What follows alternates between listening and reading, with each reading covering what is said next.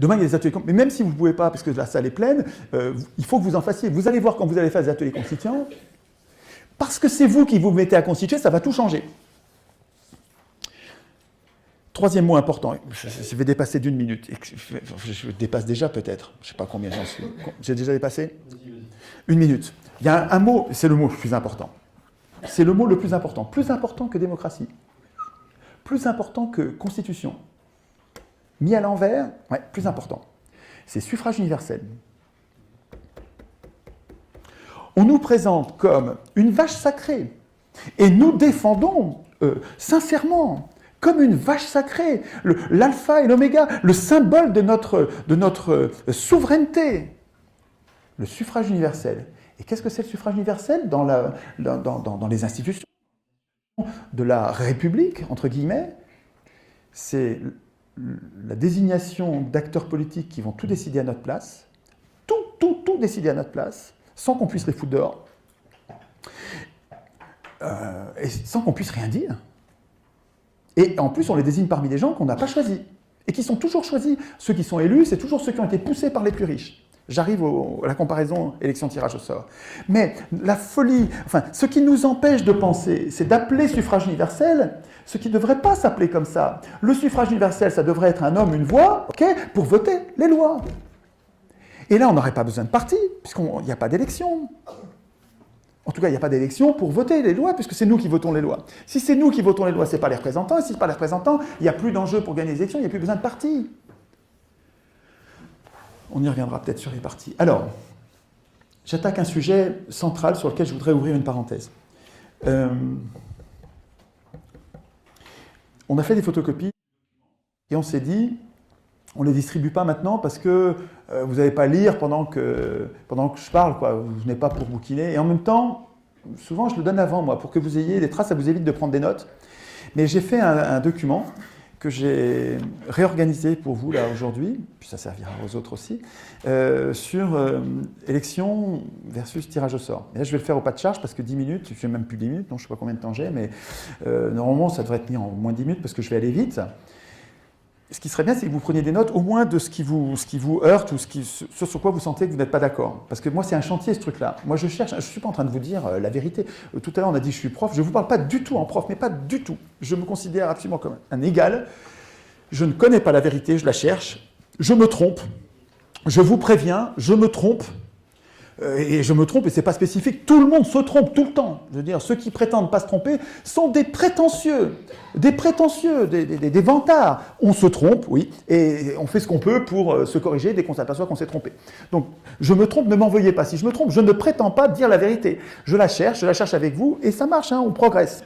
Donc, mais je vais vous dire comment je vois, en effet de miroir, l'élection versus opposé au tirage au sort. Et j'ai réorganisé mes idées pour qu'elles soient, vous allez voir, c'est en miroir, les avantages de l'un sont les inconvénients de l'autre et réciproquement.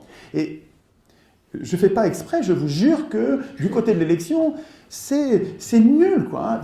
Tu as tous les inconvénients, quoi. Tout. Enfin, du point de vue des biens communs, pas du point de vue des élus, hein, je sais bien. On va voir si c'est. Alors, on y va. Au début, ça commence doucement. Vous allez voir, je suis diesel, ça démarre doucement, puis après. Alors, l'élection repose sur la volonté. La volonté des gens. Vous allez choisir. Et donc, donne des prises aux escrocs, aux trompeurs. Leur talent, c'est de tromper les volontés. Et donc, s'il y a une procédure qui repose sur la volonté, pour eux, ils savent très bien tromper les volontés, c'est leur truc. C'est des menteurs, c'est des parleurs, c'est des bavardeurs. Ils savent tromper. L'élection reposant sur la volonté donne des prises aux escrocs.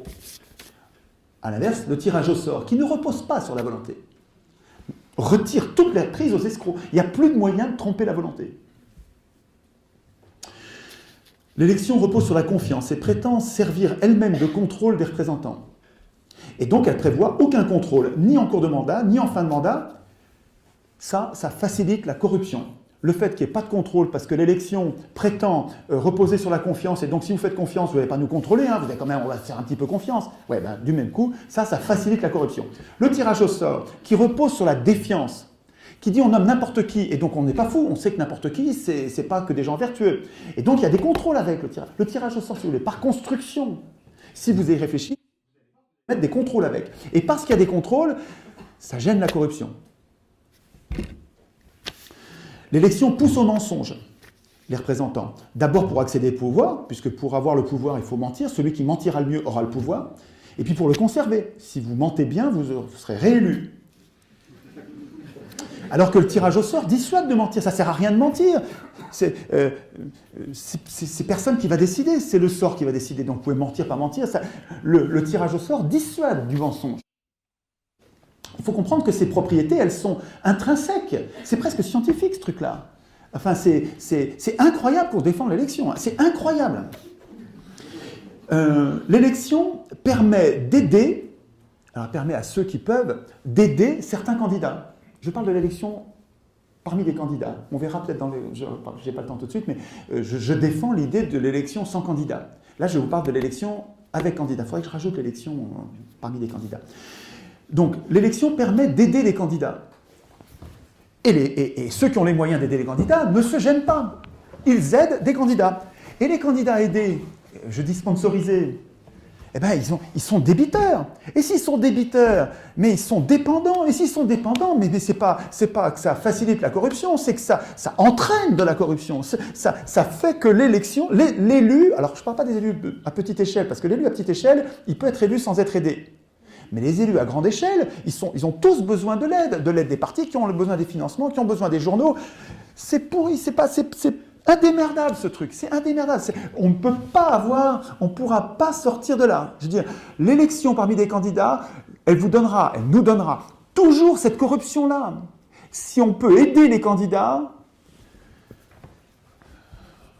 à mon avis, c'est mort. Ça, c'est vraiment consubstantiel. Et le tirage au sort, il ne permet pas d'aider les candidats. Le tirage au sort ne permet pas d'aider les candidats. Il n'y a pas de candidat. Donc le tirage au sort ne pousse pas à la corruption du même coup. Donc l'élection pousse à la corruption, le tirage au sort, non. Donc dans le cas de l'élection, les acteurs politiques vont servir les intérêts particuliers de ceux qui les ont aidés, alors que dans le tirage au sort, les tirés au sort vont servir naturellement l'intérêt général. Je sais bien qu'ils ne sont pas tous parfaits, on va les contrôler, vérifier, mais en gros, ils vont moins être portés à servir des intérêts particuliers puisqu'ils ne doivent rien à personne. C'est beaucoup plus facile de corrompre quelqu'un qui vous doit tout que de corrompre quelqu'un qui vous doit rien. On peut corrompre quelqu'un qui vous doit rien, ça, mais on peut intimider aussi les élus, c'est pas spécifique au tirage au sort. Par contre, dans le tirage au sort, il y a des causes de corruption en moins. L'élection favorise certaines classes sociales et vous avez les beaux parleurs, ceux qui savent s'imposer. Bon, vous avez les avocats, vous avez les fonctionnaires, des gens qui ont le temps. Hein, et une assemblée élue est donc jamais représentative, parce qu'il y a une inégalité sur l'aptitude à gagner une élection. Alors que si vous tirez au sort parmi n'importe qui, vous allez avoir une assemblée, si vous tirez au sort, vous allez avoir uniquement. Mécaniquement, il n'y a pas besoin de faire des quotas. Les quotas, c'est ce que font les entreprises de sondage, enfin les entreprises qui veulent faire des échantillons rapidos avec peu de monde. Alors pour qu'il y ait peu de monde, ils n'ont pas un échantillon représentatif, alors ils font des quotas pour truquer le truc. Mais si vous prenez une grande quantité de personnes, en France ce serait 1000 personnes, un peu plus de 1000 personnes, vous prenez beaucoup de personnes, mais vous allez avoir un échantillon représentatif, pas besoin de faire de quotas, vous allez avoir la moitié de femmes, il y a une femme de plus ou de moins, on s'en fout complètement. Vous allez avoir une assemblée qui ressemble à la population concernée. Donc une assemblée élue n'est pas représentative. Elle diffère de la population à représenter, alors qu'une assemblée tirée au sort ressemble au peuple qu'elle représente. L'élection incite au regroupement en partis, alors que le tirage au sort, pas du tout. À quoi ça sert les partis? De quand ça date les partis? Ça a commencé avec l'élection. Avant l'élection, il n'y a pas de parti. Les partis, ça sert à quoi? Ça sert à gagner les élections. C'est comme des armées avec des soldats qui vont gagner. Il faut pousser les candidats, il faut les aider, il faut les montrer, il faut leur donner des sous, il faut coller des affiches. C'est des armées, les partis, qui servent à gagner les élections. Le Parti communiste, c'est particulier parce qu'il a été école. Il y a un côté éducation populaire puissante qu'il y a eu dans le Parti communiste. Cette fonction-là me paraît très utile et je compte à part ça. Mais toute la partie principale des partis politiques, c'est de gagner une élection. Et donc, l'élection, le faux suffrage universel, qui consiste à désigner des maîtres, a fait naître fera naître à tous les coups des partis politiques Si vous ne vous débarrassez pas du suffrage universel, vous aurez les partis politiques. Et la logique d'appareil, la discipline de parti et la confiscation de tous les pouvoirs par des professionnels de la politique, par des castes. Ça va avec l'élection. Et inversement, il n'y a pas besoin de faire des partis, puisque de toute façon, que vous ayez un parti, pas de parti, c'est n'importe qui va être tiré au sort. 3 minutes. Il faut que j'accélère. L'élection est infantilisante. Une pédagogie de la servitude. Savoir qu'il ne sera jamais élu décourage l'électeur de s'instruire et de participer au débat public. Jamais élu. C'est structurel, ça. Je ne vous parle pas de personne, je ne parle pas de bons, de méchants. L'élection, qui consiste à apprendre dès qu'on est petit qu'il faut abandonner notre souveraineté, abandonner notre pouvoir de décider, abandonner notre pouvoir d'opiner, de donner notre opinion, abandonner à des maîtres, s'habituer à ça, c'est littéralement une pédagogie de l'asservissement. Alors que le tirage au sort, c'est exactement le contraire. Le tirage au sort est émancipant. Il nous traite en adultes. Savoir qu'il peut être tiré au sort incite chaque citoyen, je me lis moi-même, hein, excusez-moi, mais comme ça je suis sûr de tenir et puis de rien oublier, hein, ça, je ne fais jamais ça d'habitude. Hein. Savoir qu'il peut être tiré au sort incite chaque citoyen à s'intéresser aux controverses. C'est émancipant, ça fait de nous des adultes. Et plus tôt vous nous mettez du tirage au sort, tirez au sort les enfants, vous allez voir, ça va leur donner envie de s'occuper des grandes personnes. Il n'y a aucune raison de distinguer les enfants des grandes personnes. Je suis en train de lire un bouquin. Je regarde le maître du temps. Il faut que je vous parle de ce bouquin, il me bouleverse. Vous savez, je suis prof et je découvre des trucs incroyables juste avant de mourir. Mais vous ne marrez pas, c'est vrai. Je trouve toute une littérature sur l'oppression des mineurs. L'oppression, la domination, l'infantilisation des enfants.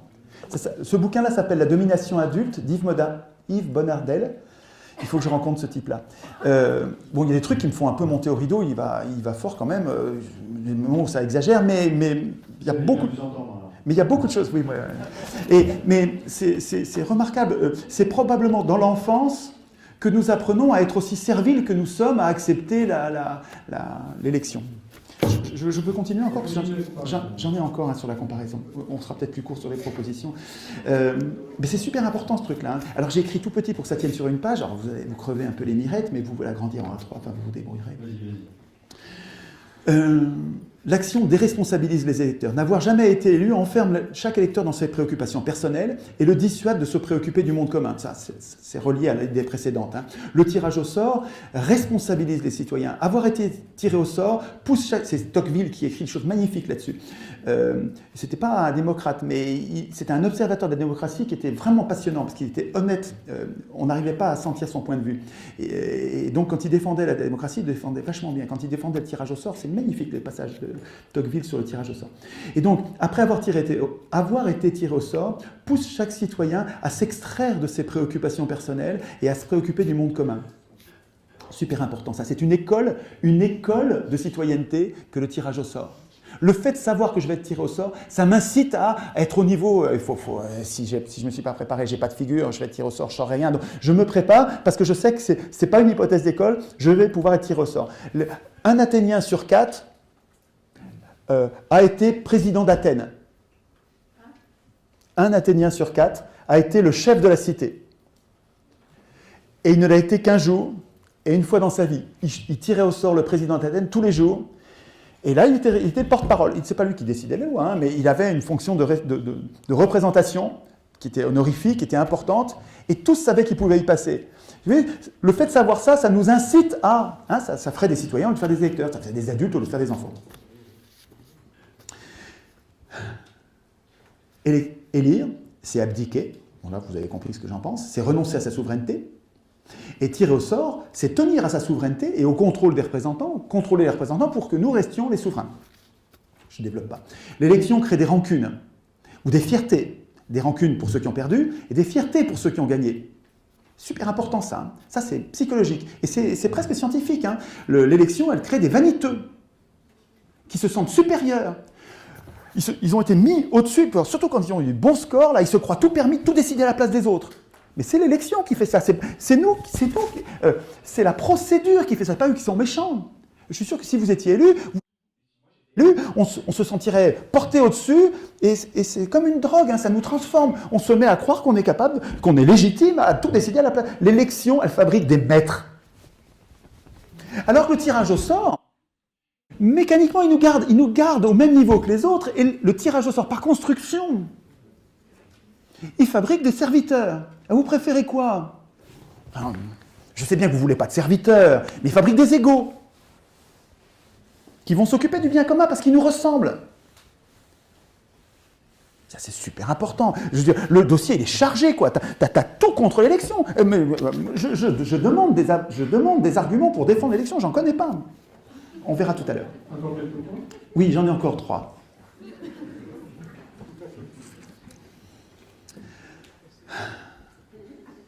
Tac, tac, tac, ça j'ai déjà dit, c'est une autre façon de le dire. L'élection donne le pouvoir à ceux qui le veulent, les candidats, c'est-à-dire au pire d'entre nous. Il va fort choix. C'est Platon qui le dit, ça fait 2500 ans qu'on sait qu'il ne faut pas donner le pouvoir à ceux qui le veulent. Il faut lire Alain. Alain, je vais vous le dire de mémoire, je la connais, c'est merveilleux. C'est formidable ce que dit Alain là-dessus. Alain, Émile Chartier, philosophe, résume, il faut lire les propos sur le pouvoir, c'est formidable. Je vous ai apporté les propos sur la guerre jugée. J'aurais dû sortir ça avant. J'ouvre des parenthèses, je perds mon temps précieux. Ça fait rien. La guerre jugée, Alain, magnifique. Et alors Alain, il dit, écoutez bien, c'est 3 petites phrases, et c'est pesé au trébuchet. Trébuchet, c'est une petite balance d'orfèvre pour peser au milligramme. Bon, c'est parfait. Le trait le plus visible de l'homme juste est de ne point vouloir du tout gouverner les autres, et de seulement se gouverner lui-même. Voilà. Cela décide tout.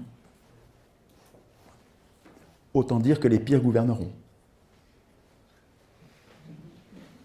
Dans un régime de gouvernement représentatif, Alain a raison, si on donne le pouvoir à ceux qui le veulent, les pires gouverneront. Bon, il y en a qui sont moins pires, hein, diraient les Canadiens. Il y en a qui sont vraiment des élus, je sais bien qu'il y a des élus dévoués, qui travaillent sans être payés, je sais. Enfin, il existe des poissons volants, et ils ne font pas la loi du genre, comme dirait Gabin. Les pires gouverneront dans le gouvernement représentatif quand on donne le pouvoir à ceux qui le veulent. Mais avec le tirage au sort, si on donne le pouvoir à ceux qui ne le veulent pas, si on donne le pouvoir à ceux qui sont modestes et honnêtes, et pas encore corrompus, ils ne veulent pas diriger les autres, mais vous allez avoir des gens très différents. Ça, c'est un truc super important. L'élection donne le pouvoir à ceux qui le veulent, le tirage au sort donne le pouvoir à ceux qui ne le veulent pas. Ça change tout. Alors, je termine avec cette comparaison, élection-tirage au sort, avec les faits. On a, dans l'histoire des hommes, on a 200 ans de gouvernement représentatif. Ça, depuis 1789, en gros, il y a eu une éclipse pendant Napoléon. Enfin bon, bref, en gros, on a 200 ans de laboratoire où on a testé l'élection parmi des maîtres, enfin l'élection parmi des candidats, tout, le faux suffrage universel, on a testé. Et on a un autre laboratoire, la démocratie athénienne, 5e et 4e siècle avant Jésus-Christ, 200 ans de tirage au sort. Quels sont les résultats? 200 ans de tirage au sort, ce sont les pauvres, je parle des citoyens pauvres, je sais qu'il n'y a pas les esclaves et qu'il n'y a pas les... D'accord, mais je ne parle pas d'eux, je parle des citoyens, entre ces citoyens, il y a des pauvres et des riches. Et pour voter les lois, vous avez compris, je ne reprends pas, pendant 200 ans de tirage au sort, et on l'aurait deviné. Si c'est un homme, une voix pour voter les lois, c'est les plus nombreux qui emportent les décisions. Enfin, c'est simple, ça ne fait même pas l'objet d'un débat, quoi. 200 ans de laboratoire de tirage au sort, ce sont les pauvres qui gouvernent. Hein, 200 ans de gouvernement représentatif, vous avez le 19e, et les barons voleurs. Aujourd'hui, on en est à Goldman Sachs qui dirige les États-Unis, et Goldman Sachs qui dirige la Banque Centrale Européenne, etc. Je ne vous fais pas de dessin, c'est les multinationales qui dirigent le monde. Mais c'est comme ça, ça fait 200 ans que ça dure. 200 ans que l'élection donne le pouvoir aux riches, aux 1%. Je pose la question, combien de temps encore les 99% vont défendre le suffrage universel comme une vache sacrée? Un truc qui est très gênant, et qui fait l'objet d'ailleurs de controverses.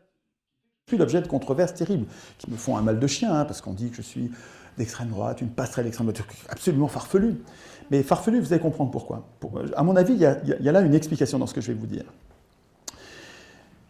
Les professionnels de la politique donc, ont pris la place de la décision politique et tiennent le peuple à l'écart, volontairement, avec des bonnes intentions ou non, en disant ils ne sont pas capables, moi je suis capable, je vais le faire. Quelles que soient leurs intentions, le fait est que les professionnels de la politique tiennent les peuples, et ce n'est pas seulement en France, c'est partout sur Terre, les professionnels de la politique tiennent à l'écart les peuples du vote des lois. Et dans les constitutions, nous n'avons aucune place. Ça conduit les plus radicaux comme moi, les vibrillons comme moi, ça conduit à parler d'escroquerie parlementaire. Pour moi, le système parlementaire est une escroquerie. On prétend que c'est une démocratie, c'est pas une démocratie. Ces gens-là sont nos maîtres, ils décident tout à notre place, et je conteste, je considère qu'il y a là une escroquerie parlementaire. Mais les parlementaires sont contestés sur leur gauche et sur leur droite. Les parlementaires sont contestés par les fachos. Enfin, fachos, il ne faudrait pas dire ça. Les fachos, les autoritaires, quoi, ceux qui veulent un chef, un duce, un Führer, un roi, parce qu'ils ont peur du peuple, et ils veulent des chefs, ou au moins un chef. Ça, c'est un projet de société. Et puis en face, il y a les anards, les démocrates, comme moi, qui veulent pas de chef, ou qui veulent des chefs, mais surveillés comme le lait sur le feu. Donc c'est des projets de société qui sont absolument antagoniques, des projets opposés, mais qui ont en commun la critique de l'escroquerie parlementaire. Je dois bien reconnaître que j'ai en commun, d'abord le fait d'être humain avec les fascistes, c'est des humains comme moi, et puis en plus, on conteste ensemble, on conteste tous les deux, enfin, on conteste tous l'escroquerie parlementaire. Et ça, c'est pour des projets de politique qui n'ont absolument rien à voir. Mais on a ça en commun. Alors qu'est-ce qui se passe? Qu'est-ce que font les parlementaires? Ils ne peuvent pas dire, regardez Chouard, c'est un démocrate. Les gens vont rire en disant c'est bien, c'est pas mal d'être démocrate. Ils vont peut-être pouvoir dire c'est un anarchiste parce qu'ils ont réussi à faire croire que l'anarchie c'était mal. Il faut que vous lisiez. Qu'est-ce qu'il y a? Il faut que vous lisiez. Ah oui, il faut lire ça. Super. Vous avez des très très bons passages de Proudhon, évidemment, de Bakounine, et puis de Kropotkin, c'est magnifique. Moi, je croyais, j'avais appris à l'école, je fais parenthèse, je la ferme vite. Tu dois me rendre 5 minutes. Là. Je dois te rendre 5 minutes. Bon, il faut lire ça, c'est super. Proudhon, les anarchistes ne sont pas des violents, semeurs de chaos, des gens qui veulent supprimer les pouvoirs. Pas du tout. L'anarchie, c'est l'ordre, moins le pouvoir. Alors le titre, c'est Proudhon, Bakounine, Kropotkin, la révolution libertaire. C'est un choix de texte. Et une explication de texte qui montre les disputes qu'il y a eu avec les marxistes. Les anarchistes se sont disputés, mais plus que disputés, se sont fait massacrer par les communistes marxistes. Donc là, vous avez des communistes libertaires, donc qui ne sont pas autoritaires, qui s'opposent aux communistes autoritaires, qui sont les marxistes et qui tuent beaucoup, quoi. Alors pas aujourd'hui, mais bon, enfin, ils ont déjà beaucoup tué, quoi. Mais enfin, pourquoi je disais ça? J'ai ouvert cette parenthèse. Pourquoi j'étais parti sur les... Ah oui, donc il y a les anarchistes et les fachos qui ont en commun... Donc les anarchistes, c'est comme les démocrates, c'est pareil. C'est des gens qui se méfient des pouvoirs et qui veulent des pouvoirs, mais bien contrôlés pour que ce soit les gens qui décident eux-mêmes du bien commun. Ça, c'est les anards et les démocrates. Et puis, au côté des fachos, c'est très irrespectueux. Eux, ils disent les gauchos, les fachos... Bon, il ne faut pas que je me mette à défendre les fachos, sinon je vais aggraver mon cas, mais c'est des humains, quoi. Et à un moment donné, ils peuvent changer d'avis. S'ils voient une vraie démocratie, si ça se trouve, ça va les intéresser, dire un peu moins de fachos, enfin, je sais pas. En tout cas, on a en commun la contestation du système parlementaire. Alors, qu'est-ce que font les parlementaires? Ils disent pas salauds de démocrates, parce que ça ne marcherait pas. Alors, ce qu'ils font, c'est qu'ils vont inventer une catégorie qui s'appelle rouge-brun. C'est-à-dire que, regardez, ils contestent le système parlementaire. C'est bien les mêmes. C'est l'extrême gauche qui conteste le système parlementaire, qui vont jusqu'à contester le suffrage universel, et puis les fachos qui contestent le suffrage universel, regardez, ils contestent la République, ils contestent les représentants de la nation, c'est des rouges-bruns. Voilà ce dont je suis, je crois, la victime. C'est-à-dire que il y a des gens qui prétendent que je suis Alors il y a autre chose dont je vous parlerai tout à l'heure quand on parle du processus constituant, mais je ne vais pas développer, c'est que quand on défend un processus constituant, il faut qu'il y ait tout le monde, y compris les salauds. Je ne vais pas mettre à l'écart du processus constituant les salauds. Et comme je dis que c'est ouvert à tout le monde, y compris aux fachos. Oui, je sais bien, mais il n'y en a pas beaucoup, quoi. C'est pas eux qui vont décider. Mais en tout cas, si j'avance en disant il faut qu'on écrive une constitution, je ne vais pas dire juste avec mes copains. Ça ne pourra pas marcher. Il ne va pas y avoir un mouvement général qui dit oui, il faut qu'on fasse ça. Et donc, il faut que vous vous prépariez à l'idée que dans un processus constituant, vous allez avoir des gens qui ne sont pas d'accord du tout avec vous. Au moment du processus législatif, on va s'empailler, ça c'est sûr, on n'a pas les mêmes projets de société. Donc au moment du processus législatif, on va finir par s'empailler. Mais au moment du processus constituant, il ne faut pas qu'on s'empaille, parce que si on veut instituer notre puissance, il faut qu'on reste à l'os de notre dénominateur commun. Bon, là, j'ai quand même un petit peu anticipé sur la proposition, mais donc là, on va voir ça après. Donc là, si j'ai bien compris, on va faire des questions pendant une demi-heure.